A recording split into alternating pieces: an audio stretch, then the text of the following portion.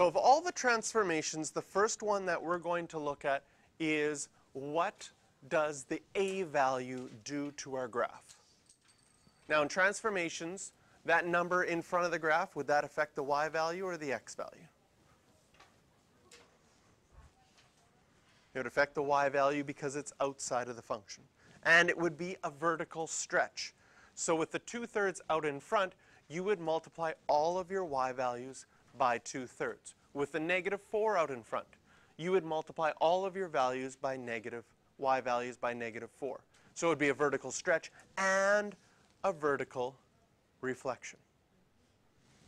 So what we're going to do for these is we're going to graph each of these, and we're going to find out how that vertical stretch changes the characteristics of the graph. So in A, we have our normal sine graph goes from 0, we'll label the first time around the circle. So we always label 2 pi and split it into 4 sections, so you have your axes family. Now a normal sine graph has a maximum value at 1. But what's going to happen to that maximum value when you multiply by 2/3?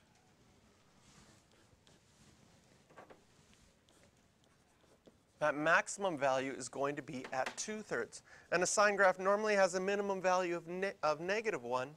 And now when you multiply by 2/3, it's going to have a minimum value at -2/3.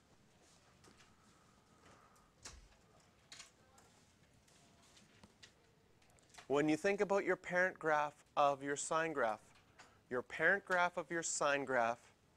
starts, and I'm going to always say your sine graph starts in the middle going up.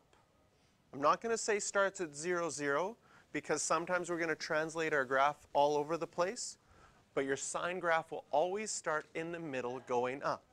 So to graph this, there's the middle starting there. And then you go to your maximum, back to your middle, down to your minimum, back to your middle.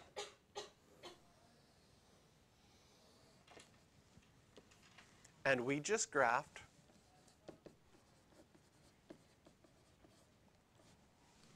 y equals 2/3 sine x. The amplitude is always the distance from the maximum back to the center line or the minimum back to the center line. Your amplitude is 2/3. In B,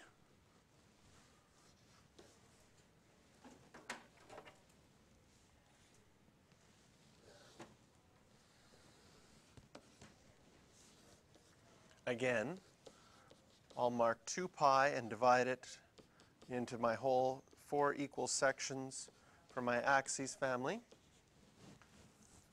And my amplitude or my maximum value for cosine is normally 1 and minimum normally -1, but now they're getting multiplied by -4. So instead of labeling 1 and -1, I'm going to go up to 4 and down to -4.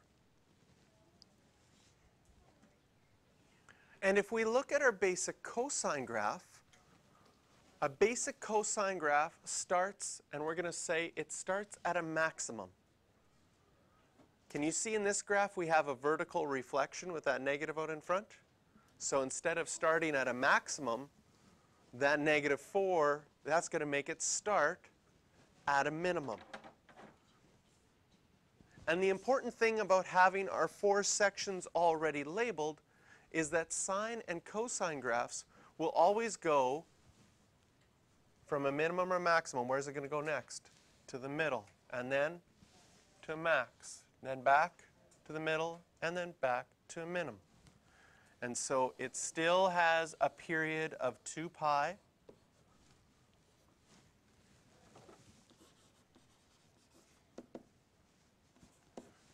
The amplitude of this one is 4. Amplitudes are always positive, so even though there's a -4 out in front, we would say that our amplitude is +4.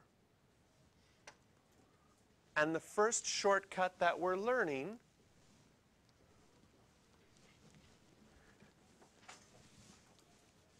is that our A value affects our amplitude. So notice, instead of taking all 4 or all 5 points from my normal coast graph and multiplying the y coordinate by -4 each time, I started to develop a little bit of a shortcut. I knew it started at the minimum, and then once I have these 4 sections, minimum to middle to maximum to middle to minimum again. Same thing happened with our sine graph. The sine graph started in the middle going up, so started in the middle, then max, then middle, then min, then middle. Yes?